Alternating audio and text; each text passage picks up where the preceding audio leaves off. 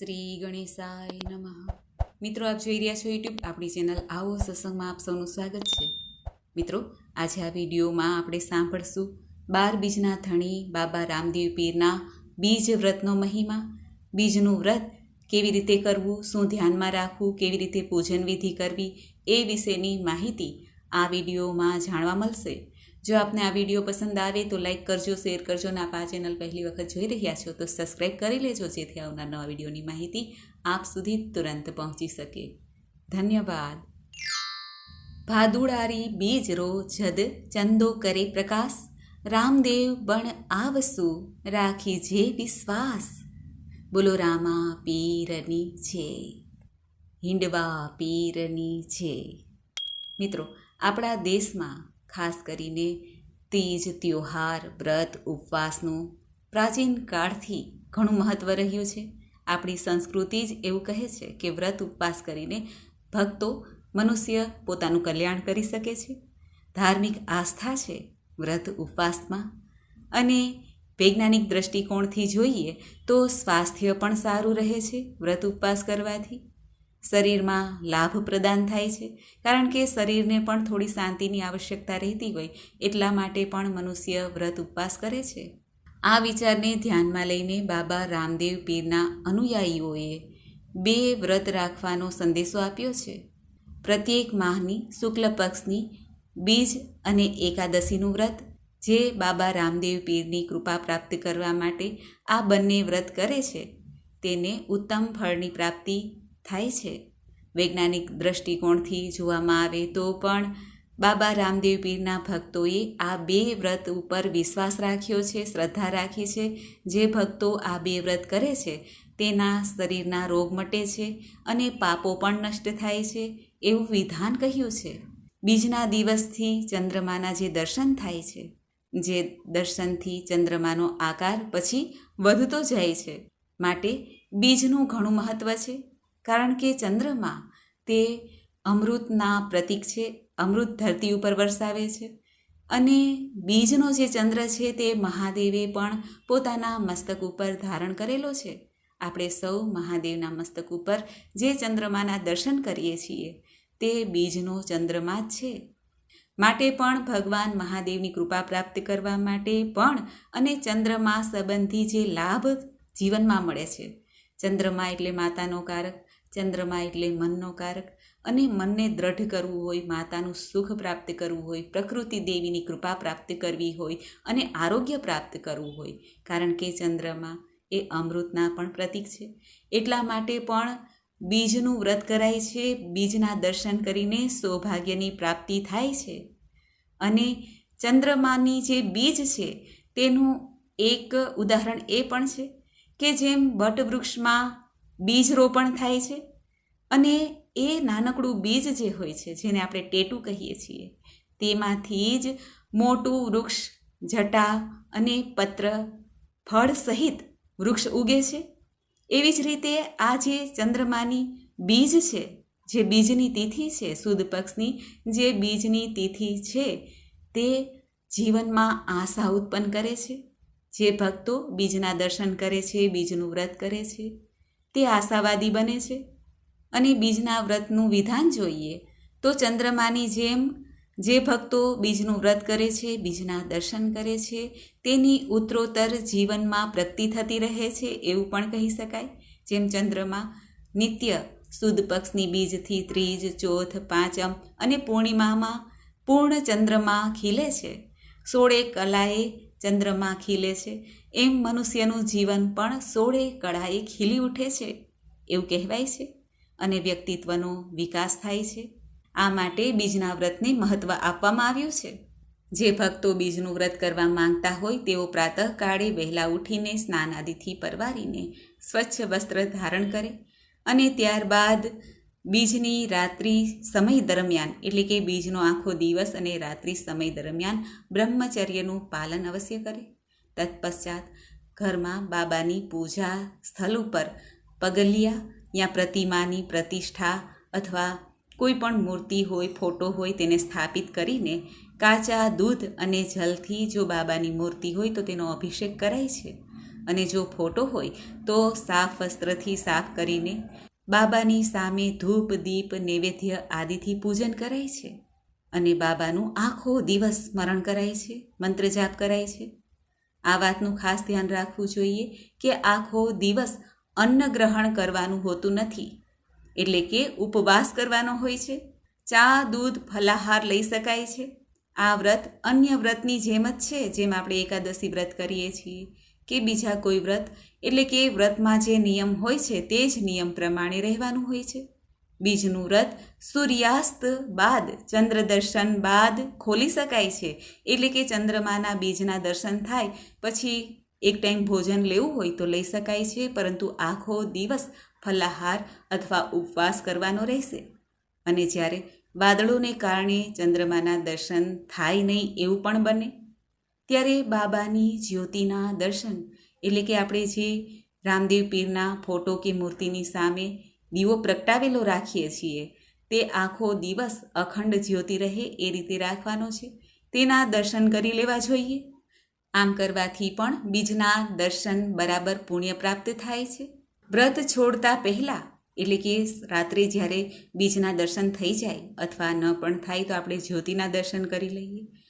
વ્રત છોડતા પહેલાં સાફ જળનો લોટો ભરીને રાખવાનો છે અને એક જે ગાયનું છાણું હોય છે સુકાયેલું, તેની ઉપર દેવતા પ્રગટ કરવાનો છે, અંગારો પ્રગટ કરવાનો છે અને બાબાને જે આપણે ચૂરમાનો ભોગ લગાવેલો છે તે ભોગ લગાવવો અને જલવાળો જે લોટો છે તે જ્યોતિની સામે રાખવું અને તેની ઉપર જે આપણે આગ પ્રગટાવી છે ગાયના ઉપલા ઉપર, તેની થોડી ભભૂતિ મિલાવી લેવાની અને આખા ઘરમાં તે લોટાનું જલ છાંટી દેવું જોઈએ થોડું થોડું. ત્યારબાદ ભોગ ચરણામૃતનું સ્વયં પણ આચમન કરી લેવું જોઈએ અને જો આપણા ઘરમાં ઉપસ્થિત લોકો હોય તે બધાને ચરણામૃત આપી દેવું અને જે આપણે ચૂરમાનો પ્રસાદ બાબાને ધરાવેલો છે તે પ્રસાદ પણ બધાને ઘરમાં વહેંચવો. ત્યારબાદ 5 વાર બાબાના બીજ મંત્રનો જપ અવશ્ય કરવો જોઈએ, ઉચ્ચારણ કરવું જોઈએ. બાબાના મંત્ર છે 108 વાર જપ કરી શકાય છે, સાંભળી શકાય છે. બાબાનો બીજ મંત્ર છે ઓમ નમો ભગવતે નેતલનાથાય સકલ રોગ હરાય સર્વ સંપત્તિ કરાય મમ મનાભિલાષિતમ દેહી દેહી કાર્યમ સાધય ઓમ નમો રામદેવાય સ્વાહા. આ મંત્રનો જાપ 5 વખત કરવાનો હોય છે અને જે બાબાનો મહામંત્ર છે તે 108 વાર જપી પણ શકાય, સાંભળી પણ શકાય આખો દિવસમાં ગમે ત્યારે. ત્યારબાદ બાબાની સામે વિપત્તિ સામે રક્ષા માટે તથા મનોકામના પૂર્ણ કરવા માટે, રોગ શોકથી રક્ષા માટે પ્રાર્થના કરવી જોઈએ અને આપણા મન ધર્મ કર્મ વચનથી જે પણ આપણે સારું જીવન જીવીએ એવી બાબા પાસે પ્રાર્થના કરવી જોઈએ, આશીર્વાદ પ્રાપ્ત કરવા જોઈએ.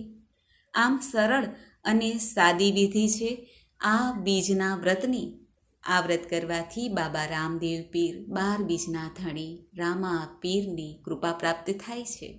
નેજાધારી બાબા હિંડવા પીર સદૈવ રક્ષા કરે છે. એવો મહિમા છે આ બીજના વ્રતનો. મિત્રો, મને આશા છે કે આપને આ વિડીયો જરૂર પસંદ આવ્યો હશે. મિત્રો, આમ તો આપણે ચતુર્થી, અષ્ટમી, છઠ તિથિ, એકાદશી, પૂર્ણિમા, અમાવસ્યા આવી ઘણી તિથિના વ્રત કરીએ છીએ, પરંતુ બીજના વ્રતનું પણ ઘણું મહાત્મય બતાવેલું છે. દાન, પુણ્ય, પૂજન, ભજન, કીર્તન આદિ કરીને બાબા રામદેવ પીરના કે જે 12 બીજના ધણી છે, આખા વર્ષની જે સુદ પક્ષની બીજ આવે છે તેમના ધણી બાબા રામદેવ પીર કહેવાના છે. તેમનું આ વ્રત છે, તેમને સમર્પિત છે.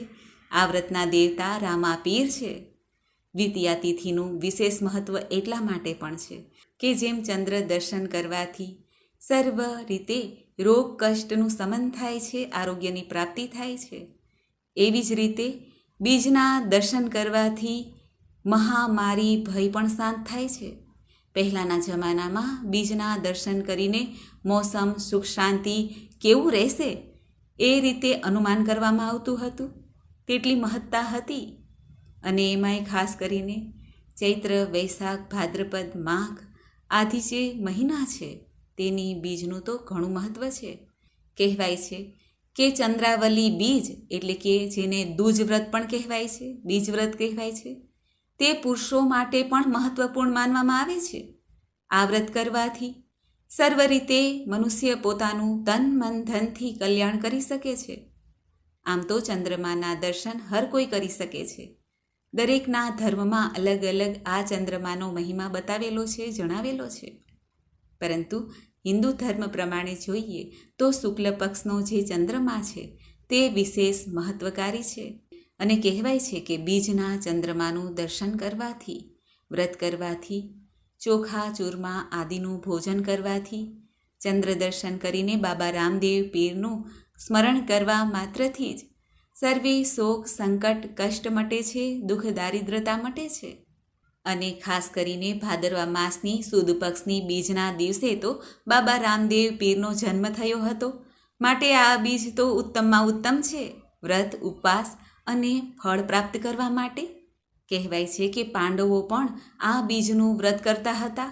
એટલો મહિમા છે બીજના વ્રતનો.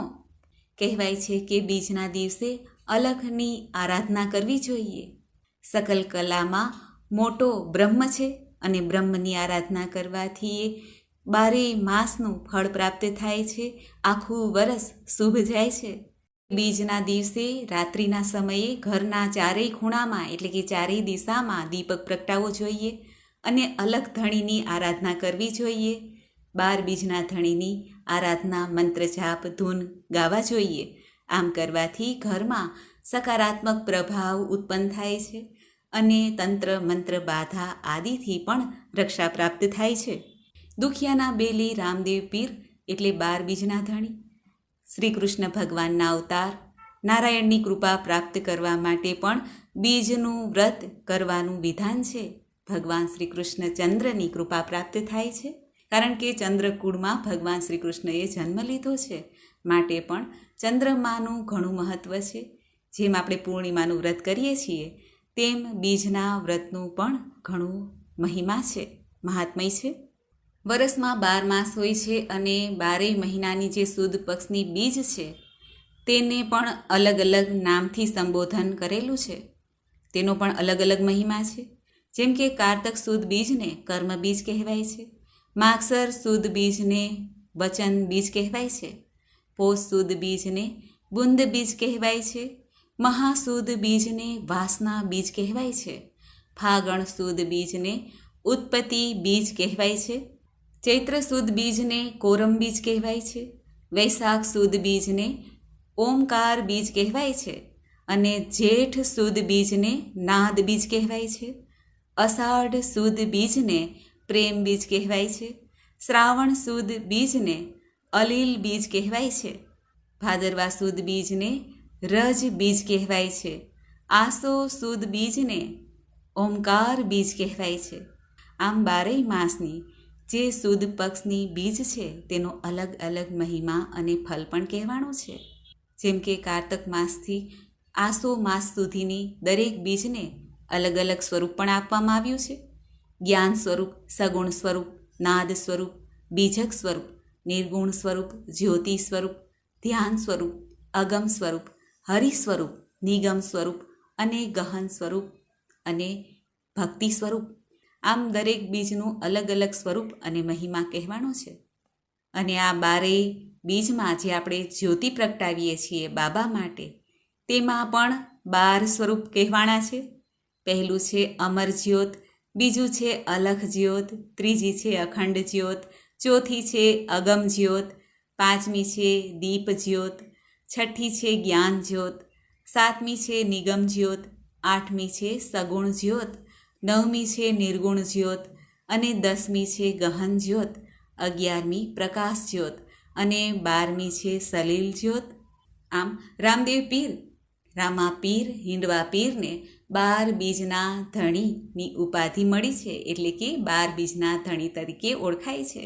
એવા 12 બીજના ધણી રામદેવ પીરને આપણે કોટી કોટી વંદન કરીએ. હે પ્રભુ, અમારી ઉપર કૃપા દ્રષ્ટિ રાખજો. સૌભાગ્ય, જ્ઞાન, ભક્તિ, શક્તિ, સત્સંગની પ્રાપ્તિ થાય એવી કૃપા કરજો. બોલો 12 બીજના ધણી રામદેવ પીરની જય. મિત્રો, મને સાંભળવા માટે ધન્યવાદ. આપ સૌને મારા જય શ્રી કૃષ્ણ.